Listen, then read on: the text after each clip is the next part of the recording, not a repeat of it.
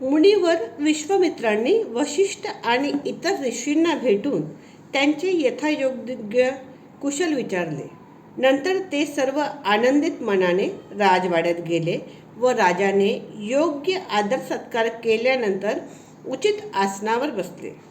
प्रसन्न चित्ताने परमउदार दशरथ राजा महामुनी विश्वामित्राची प्रशंसा करीत म्हणाला, महामुने, एखाद्याला अमृताची प्राप्ती व्हावी, निर्जल प्रदेशात पर्जन्यवृष्टी व्हावी, निपुत्रकाला अनुरूप पत्नीपासून पुत्रप्राप्ती व्हावी, हरवलेले धन पुन्हा मिळावे किंवा महोत्सवात हर्ष व्हावा, तसा आनंद आपल्या शुभ आगमनामुळे मला झाला आहे. आपले स्वागत असो. मी हर्षाने पूर्ण करावी तशी आपली कोणती इच्छा आहे? ब्राह्मण, आपण माझ्याकडून सर्व प्रकारची सेवा घेण्यात पात्र आहात. सन्माननीय मुनीवर, आपण येथे आलात हे माझे मोठे भाग्य आहे. आज माझा जन्म सफल झाला आणि जीवन धन्य झाले.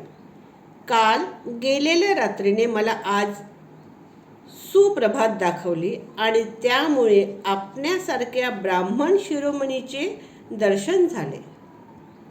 पूर्वी राजर्षी म्हणून आपण ओळखले जात होते.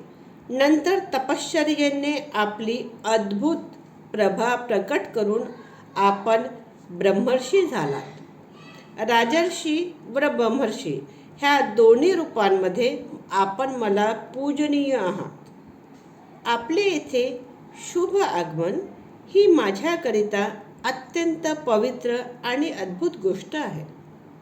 प्रभो, आपल्या आगमनामुळे माझे घर तीर्थक्षेत्र झाले आहे, म्हणून आपल्या दर्शनामुळे मी तीर्थयात्रा करून आलो असे मला वाटत आहे.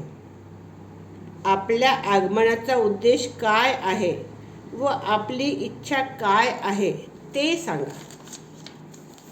उत्तम व्रताचे पालन करणाऱ्या महर्षे, आपली इच्छा काय आहे ते सांगण्याचा माझ्यावर आपण अनुग्रह करा. म्हणजे माझ्या स्वतःच्या अभ्युदयाकरिता मी ती इच्छा पूर्ण करीन.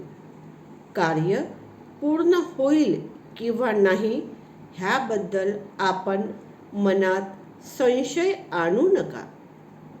आपण मला देवते समान आहात, म्हणून आपण सांगात ती मी पूर्ण रूपाने तयारी करेन. ब्राह्मण, आपल्या आगमनाने आज माझे भाग्य उदयाला आले आहे आणि संपूर्ण धर्माचे उत्तम फळ मला प्राप्त झाले आहे. जितेंद्रिय दशरथाचे हे विनययुक्त, मनाला आणि कानाला आनंद देणारे भाषण ऐकून शमदमादी आणि कीर्तीने प्रसिद्ध असलेले सद्गुण संपन्न महर्षी विश्वामित्र फार आनंदित झाले. थँक्यू. धन्यवाद.